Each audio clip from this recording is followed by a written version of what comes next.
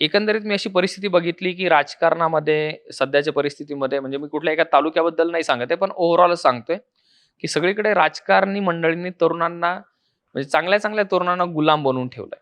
ही वास्तवस्थिती आहे हां, महाराष्ट्रात. म्हणजे खूप माझं एकंदरीत असं ऑब्झर्वेशन आहे, की राजकारणी मंडळींनी सध्याच्या तरुण पिढीला आणि खूप लोकांना स्वतःचा गुलाम बनवून ठेवलंय. ह्याचं कारण तुम्हाला मी असं सांगतो, की मी ज्यावेळेस ग्रामीण भागामध्ये फिरतो, बघतो, तर एक जनरल एक स्ट्रक्चर तयार झालंय राजकारणी मंडळींचं आणि राजकारणातल्या तरुणांचं. म्हणजे कसं आहे, की कार्यकर्त्यांनी काय करायचं, की राजकारण्यांचे झेंडे घ्यायचे. त्यांच्यासाठी जय-जयकार करायची. त्यांच्यासाठी म्हणजे इतरांसोबत दुश्मन्या घ्यायच्या. मग ते गावात दुश्मनी घ्यायची किंवा तालुका लेव्हलवर इतर लोकांशी दुश्मनी घ्यायची, की माझा नेता जो आहे तो मोठा झाला पाहिजे, माझा नेता जो आहे तो निवडून आला पाहिजे. आणि ज्यावेळेस निवडून येतो, तर त्या नेत्याचा प्रॉब्लेम असा होतो म्हणजे सध्याची परिस्थिती अशी आहे, की तो नेता ज्यावेळेस कार्यकर्ते नेत्यांना ज्यावेळेस निवडून देतात, त्यावेळेस कार्यकर्ते स्वतःची काही स्वप्न सुद्धा त्या नेत्यामध्ये बघत असतात. कार्यकर्त्यांना असं वाटतं, की हा नेता मोठा झाल्यानंतर माझ्यासाठी काहीतरी करेल. परंतु फ्रँकली महाराष्ट्र राज्यामध्ये एक अशी पद्धत आहे, की प्रत्येक गावोगावीचे जे कार्यकर्ते आहेत, त्या कार्यकर्त्यांना जर कुठलं काम द्यायचं असेल, म्हणजे नेता ज्यावेळेस कार्यकर्त्यांना एखादं काम देतो, तर त्यावेळेस तो म्हणतो मला 10% द्या, 15% द्या, 20% द्या. म्हणजे परिस्थिती तुम्हाला सांगतो सपोज एखादं 10,00,000चं जर काम, एखादं 10,00,000चं जर काम एखाद्या कार्यकर्त्याला एखाद्या नेत्याने जर दिलं आणि त्याचं जर 20% कमिशन घेतलं, तर त्यातले ₹2,00,000 जे आहेत, हे ₹2,00,000 तर ते नेत्याला कमिशनमध्येच गेले. आता जर नेत्यानं कमिशन खाल्लं, तर अधिकारी काय सोडतात का? मग अधिकारी नेत्यांपेक्षा 10 पट शिरजोर असतात. मग अधिकारी पण 20% घेतात. म्हणजे 40% तर नेता आणि अधिकारी यांना वाटण्यातच जातात. राहिले 60%. या 60% मध्ये तो जो ग्रामीण भागातला जो कार्यकर्ता आहे, त्याला काम पूर्ण करायचं आणि स्वतःसाठी सुद्धा पैसे ठेवायचे. या 60% पैकी तो ठीक आहे, काय 30-40% मध्ये तो काम पूर्ण कसा करेल? हा मोठा प्रश्न आहे. पण तरी पण त्यातनं करायचा प्रयत्न जरी त्यानं केला, तर शेवटला त्याला त्याच्यातनं काहीच उरत नाही. असे असंख्य कार्यकर्ते आम्ही बघितलेत. ज्या कार्यकर्त्यांनी प्रसंगी व्याजानं पैसे काढून हे कामं केलेत, अक्षरशः. आणि जर ते व्याजाच्या पैशावर जर कार्यकर्त्यांनी कामं केले, तर त्याच्यातले जर 10-20% पैसे जर व्याज भरण्यामध्येच गेले, तर अक्षरशः त्या कार्यकर्त्याच्या हाती शेवटला त्या 10,00,000च्या कामाचे ₹50,000 सुद्धा नीट राहत नाही.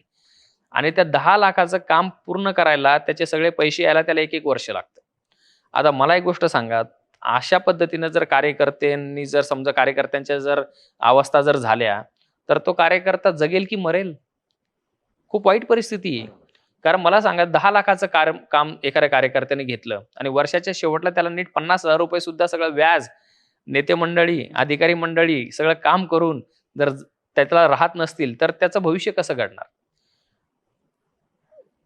त्यातली त्यात अजून वाईट परिस्थिती अशी आहे, की नेत्याचा जो हात आहे, तो नेत्याच्या डोक्यावर हात राहतो, की तुला 10,00,000चं काम दिलं होतं. बरोबर? मग तुला 10,00,000चं काम दिलं होतं, त्याच्यामुळे 5 वर्ष जो आहे तर तो नेत्याचा गुलाम बनतो.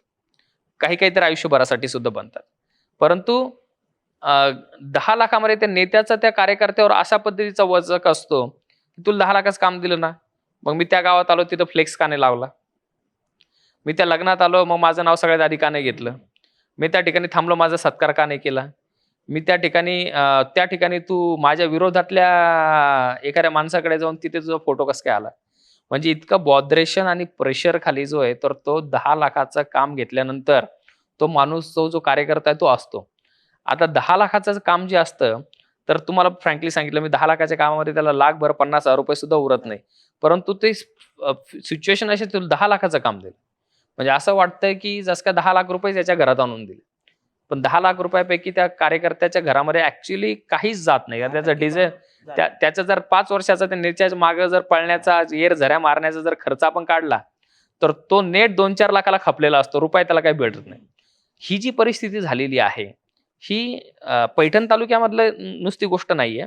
तर ही पूर्ण महाराष्ट्र राज्यामध्ये वेगवेगळ्या ठिकाणी अशा पद्धतीची परिस्थिती झाली. आणि मला ह्या परिस्थितीचं किंवा अशा पद्धतीच्या सिच्युएशनचा मला स्वतःला वैयक्तिक आतमधनं खूप चीड येते. म्हणजे मला काय वाटतं स्वतः माझे थॉट्स याच्याबद्दल असे आहेत, की ज्या कार्यकर्त्यांनी तुम्हाला घडवलं, जे कार्यकर्त्यांनी तुमच्यासाठी लोकांच्या दुश्मन्या घेतल्या, ज्या कार्यकर्त्यांनी तुमच्यासाठी इतर लोकांना वाईट झाले, त्या कार्यकर्त्यांकडनं तुम्ही पैसे खाता. ही खरोखर खूप दुर्दैवाची गोष्ट. म्हणजे पैसे खाणे किंवा पैसे कमावण्याचे खूप मार्ग आहेत. परंतु ज्या कार्यकर्त्याच्या जीवावर आज आपण या खुर्चीवर बसलेलो आहोत, त्याच कार्यकर्त्यांकडनं जर आपण ही अपेक्षा जर ठेवली, तर कार्यकर्ते कधी मोठे होणार, ठीक आहे, आणि त्यांना कधी चांगले दिवस येणार.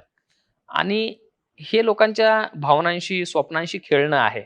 अशा पद्धतीची राजकीय परिस्थिती महाराष्ट्रामध्ये झालेली आहे. त्यामुळे मी महाराष्ट्रातल्या तरुणांना एकच गोष्ट सांगेल, की आपल्याला ज्यावेळेस राजकीय करिअर करायचंय, त्यावेळेस तुम्ही स्वतःचा एक ब्रँड बनवायचा प्रयत्न करा. एक स्वतःचं काहीतरी एक अस्तित्व निर्माण करायचा प्रयत्न करा. पण तुम्ही 10 आणि 5 लाखाच्या कामासाठी कोणाचे मिंदे होऊ नका. ही खूप महत्वाची गोष्ट आहे. कारण जर तुम्हाला ती सवय लागली नुसती, की 10 लाखाचं काम घ्यायचं, 5 लाखाचं काम घ्यायचं, त्यापेक्षा तुम्ही स्वतःचे लायसन्सेस घ्या. स्वतःचे तुम्ही PWDचे लायसन्स असतील किंवा इतर काही कॉन्ट्रॅक्टरशिपचे लायसन्स असतील, जर तुम्हाला तेच क्षेत्र जर करायचं असेल, ठीक आहे, तर ते घ्या. तुम्ही तुमच्या क्वालिटीच्या बेसिसवर, प्रोफेशनल बेसिसवर हे कामं करा. जेणेकरून तुम्हाला एवढे सगळे नाही का नेते मंडळी, त्याच्यानंतर अधिकारी मंडळी यांना वाटण्यामध्ये एवढे पैसे जाणार नाहीत आणि 4 पैसे तुम्हाला नीट धड उरतील त्यातनं आणि तुम्हाला काहीतरी मिळू शकेल. अशा मार्गाने जर गेलं तर काहीतरी होईल. परंतु जर तुम्ही एकदम शॉर्टकट मारायचा जर प्रयत्न केला, तर ते खूप सोपं वाटेल, की मला साहेबांनी 10 लाखाचं काम दिलं. पण त्यामध्ये 10 लाखाच्या कामामध्ये काही अर्थ नाहीये. शेवटी तुम्हाला सांगतो, की असे हजारो लोकांचे आयुष्य जे ना देशोधडीला लागलेले आहेत. मला ॲज अ तरुण पॉलिटिशियन म्हणून मला याच्यामध्ये असं वाटतं, की ही जी परिस्थिती आहे ती कुठे बदलली पाहिजे. म्हणजे मी तर आयुष्यामध्ये कधी अशी हिंमत सुद्धा नाही करू शकत, की जो माणूस माझ्यासाठी रात्रंदिवस फिरतोय, जो माणूस माझ्यासाठी कष्ट करतोय, जो माणूस मला नेता बनवण्यासाठी काहीतरी स्वप्न बघतोय, मी त्याच्या खिशाकडे कसं काय बघू शकतो? म्हणजे ती भावनाच तुमच्या मनामध्ये येणं म्हणजे हा क्राईम आहे असं मला वाटतं.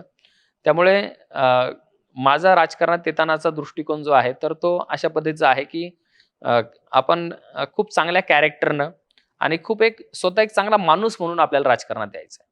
म्हणजे ती भावना ठेवून ती भावना खरोखर माझ्या मनामध्ये आहे. कारण मी तुम्हाला जसं सांगितलं, माझा चाइल्डहुड पासून जो बॅकग्राऊंड आजपर्यंत आहे, तो खूप स्ट्रगलिंगमध्ये गेलेला आहे. हो, कष्टातून उभा राहिलेला आहे. त्यामुळे मला समोरच्या माणसांच्या भावनांची खूप कदर आहे. त्यामुळे मला युवकांना असं सांगायचं, तुम्ही जो बेसिक प्रश्न विचारला होता यावेळेस, की तुम्ही ज्यावेळेस राजकारणात येता किंवा राजकारण ज्यावेळेस तुम्हाला करायचं, तर 100% राजकारणात आलंच पाहिजे. कारण युवा पिढी जर राजकारणात नाही आली, तर मग या देशाचं भविष्य, या राज्याचं भविष्य कोण पुढे साकारणार आहे? आपल्या युवकांनाच पुढे येऊन ह्या गोष्टी सगळ्या कराव्या लागणार आहेत. त्यामुळे नक्कीच या, परंतु कुठेतरी स्वाभिमानी बनून आपल्याला कुठेतरी काम करावं लागेल. जर आपण प्रेशरमध्ये किंवा खूप जास्त कोणाच्या दबावामध्ये जर येऊन आपण काम करायचा प्रयत्न केला, तर तुमच्यातले जे बेसिक क्वालिटीज आहेत, जी बेसिक इन्स्टिंक्ट आहे, तर ती कधी बाहेरच येऊ नाही शकणार. म्हणजे असे असंख्य तरुण आहेत, की ज्यांच्याकडे राजकारणामध्ये काम करायचं खूप त्यांच्यामध्ये टॅलेंट आहे आणि खूप ते चांगल्या पद्धतीने करू शकतात. त्यांच्या गावासाठी करू शकतात, त्यांच्या मित्रपरिवारासाठी करू शकतात, स्वतःचा विकास करून घेऊ शकतात. परंतु होतं काय, की ते एवढे दबलेले आहेत, की त्या दबलेल्या याच्यामध्ये त्यांचे 10-5 वर्ष निघून गेल्यानंतर तो जो त्यांचा जोश असतो तो निघून जातो. आणि तो भविष्य जे आहे, तर मग ते थोडंसं मग सेफ झोनमध्ये जाऊ द्या, हे टेन्शन कशाला घ्यायचे, जाऊ द्या ही रिस्क कशाला घ्यायची, जाऊ द्या यांच्या विरोधात कशाला जायचं. आणि त्यावेळेस काही गोष्टी न पटून सुद्धा नाही का ते पचवून घेतात आणि असं असं चालतं. म्हणजे आतापर्यंत तेच चालत आलेलं आहे. परंतु मला कुठेतरी असं वाटतं, की मी ही गोष्ट बदलवण्याचा माझ्या लाईफमध्ये प्रयत्न करेल आणि मुलांना एक वेगळ्या पद्धतीने एक दिशा देण्याचा प्रयत्न करेल, की आपण थोडंसं एक वेगळ्या पद्धतीनं राजकारण 100% या पैठण तालुक्यामध्ये आणि महाराष्ट्रामध्ये करूया.